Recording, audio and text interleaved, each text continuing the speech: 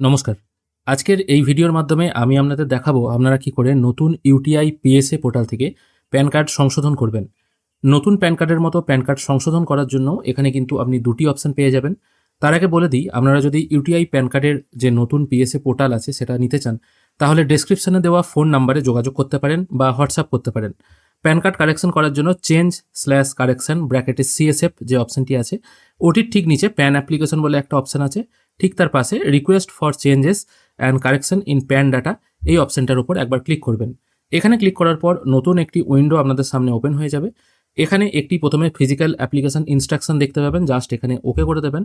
Pan card কারেকশনও আপনি কিন্তু দুভাবে করতে পারবেন, একটা হলো ফিজিক্যাল মুড, একটা হলো ডিজিটাল মুড। নর্মালি এখানে আপনাদেরকে একটা কথা বলে রাখি, ডিজিটাল মুডে প্যান কার্ড কারেকশন আপনারা তখনই করবেন যদি আপনাদের প্যান কার্ডে কোনো মাইনার ডিফেক্ট থাকে। মাইনার ডিফেক্ট বলতে ধরুন আপনার ডেট অফ বার্থে একটু প্রবলেম আছে, ডেট অফ বার্থ ধরুন টোটালটাই প্রবলেম আছে, সেটা আধারের মাধ্যমে কারেকশন হয়, সেটা আপনি প্যান কার্ড কারেকশন যে কাজটা আছে সেটা কিন্তু এই ডিজিটাল মুডে করতে পারবেন। বা ধরুন নামের স্পেলিংয়ে কোনো মিস্টেক আছে, এ এর জায়গায় হয়তো ও হবে, এরকম সামান্য যদি কোনো প্রবলেম থাকে সেগুলো কিন্তু আপনি ডিজিটাল মোডে করবেন। আপনার বাবার নামেও যদি কোনো ছোটোখাটো প্রবলেম থাকে সেগুলো কিন্তু আপনি করতে পারেন। এবার যদি আপনার নাম, আপনার বাবার নাম, আপনার ডেট অফ বার্থ 3 জায়গাতেই প্রবলেম থেকে থাকে তাহলে কিন্তু ডিজিটাল মোডে করার চেষ্টা করবেন না, কারণ যদি ওখানে অবজেকশন চলে আসে তাহলে সেই অবজেকশন ক্লিয়ার করা একটু চাপের ব্যাপার হয়ে যায়। সেই জন্য সবসময় প্যান কার্ড কারেকশন আমি ফিজিক্যাল মোডে করার চেষ্টা করি। কারেকশন করার প্রসেসটা এবার শুরু করছি। এখানে প্রথমে ফিজিক্যাল মোড সিলেক্ট করবেন, তারপর এখানে প্যান নাম্বারটা পরপর দুবার বসাবেন, তারপর both physical pan and E pan এটা সিলেক্ট করে সাবমিট করবেন। এরপর আপনার সামনে সিএসএফ ফর্ম জেনারেট হয়ে চলে আসবে। এবার কারেকশন করার প্রসেসটা এখানে আমি আপনাকে দেখিয়ে দিচ্ছি। প্রথমে আপনি যে প্যান নাম্বারটি পোর্ট করলেন সেই প্যান কার্ডে কি নাম আছে সেটা যখনই আপনি ভিউ নেম ফ্রম আইটিডি এই অপশনটা ক্লিক করবেন সেটা এখানে শো হবে।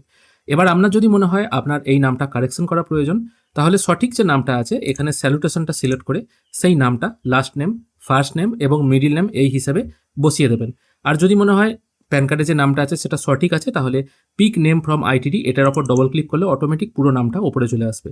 এবার এখান থেকে যখনই আপনি কিছু কারেকশন করবেন তখনই কিন্তু সেটা লাল আকারে হয়ে যাবে। যেমন ধরুন আমি এটা এই আকারে সিলেক্ট করছি, যা হোক একটা কিছু লিখছি, এটা দেখুন লাল হয়ে গেল। লাল দেখে ভয় পাবেন না, এটা কিন্তু কারেক্টেড নেমটাই এলো। এবার যদি আপনার মনে হয় আপনার নামে ভুল আছে, নামটা সংশোধন করতে চান, অবশ্যই সংশোধন করার নামটার পর এখানে ফুল নেমের পাশে টিকমার্ক দিয়ে দেবেন। এমন কোনো জিনিস যদি থাকে, ধরুন আপনার বাবার নামও এখানে এইভাবে একই প্রসেসে দিতে হবে, তারপর ডেট অফ বার্থও দিতে হবে, কিন্তু সেগুলো আপনি যদি কারেকশন করতে না চান তাহলে এই পাশে টিকমার্কটা না দিলেও চলবে। এটা হলো প্রসেস। প্রথমে এখানে এটা সিলেক্ট করে আপনার যে সঠিক নামটা আছে সেটা বসিয়ে দেবেন।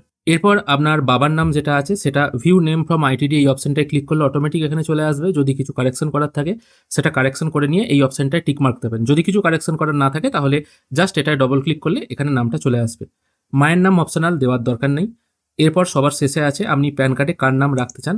এখানে মা বা বাবা দুটো অপশন সিলেক্ট করতে পারবেন, আপনি যে কোনো একটা এখান থেকে সিলেক্ট করে নেবেন। এরপর আপনার সঠিক যে ডেট অফ বার্থ যেটা আধার কার্ডে আছে সেটা এই ঘরে বসিয়ে দেবেন।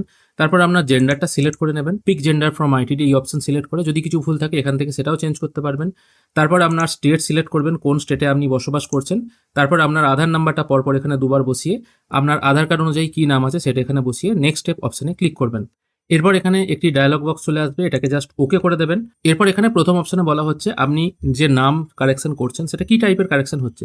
আপনার নামটা কি টোটালটাই চেঞ্জ হয়ে যাচ্ছে না কারেকশন হচ্ছে। এখানে সাধারণত নামটা চেঞ্জ হচ্ছে না, ছোটোখাটো মিস্টেক আছে সেটা কারেকশন হচ্ছে, সেই জন্য কারেকশন ইন নেম এই অপশনটায় আমি টিকমার্ক দেবো। তারপর এখানে নাম চেঞ্জের জন্য ম্যান্ডেটারি ডকুমেন্ট হচ্ছে আধার কার্ড, সেটা বাই ডিফল্ট এখানে আধারই রাখতে হবে। ফাদার নেম কারেকশন করার জন্য এখান থেকে আপনি এই অপশনগুলো সিলেক্ট করতে পারেন, driving licence, matriculation certificate, passport, ration card, voter ID card. সাধারণত ইউটিআই পিএসএ পোর্টালে বাবার নাম কারেকশন করার জন্য আধার কার্ডের অল্টারনেটিভ যে কোনো একটি অপশন আপনাকে চুজ করতে হয়। বাবার নাম সংশোধন আধার কার্ড অনুযায়ী কিন্তু ইউটিআই পিএসএ পোর্টালে হয় না।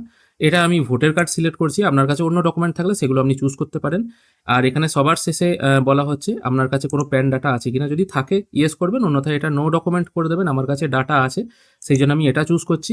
আর বাদবাকি যে ডিটেলসগুলো আছে আধার কার্ড অনুযায়ী আপনার অ্যাড্রেস প্রুফ দিতে হবে এবং ডেট অফ বার্থটা হবে আপনার আধার কার্ড অনুযায়ী, এগুলো বাই ডিফল্ট আধারই সিলেক্ট থাকবে। তারপর মেক পেমেন্ট অপশনে ক্লিক করবেন। মেক পেমেন্ট অপশনে ক্লিক করার পর আবার এখানে আধার অথেন্টিকেশন বলে একটা রেফারেন্স নাম্বার চলে আসবে, জাস্ট এটাকে ওকে করে দেবেন। পেজটিকে একটু স্ক্রোল করে ওপরের দিকে তুললে এখানে আপনার টোটাল যে অ্যাড্রেসটা আছে সেটা সিলেক্ট করে দেবেন।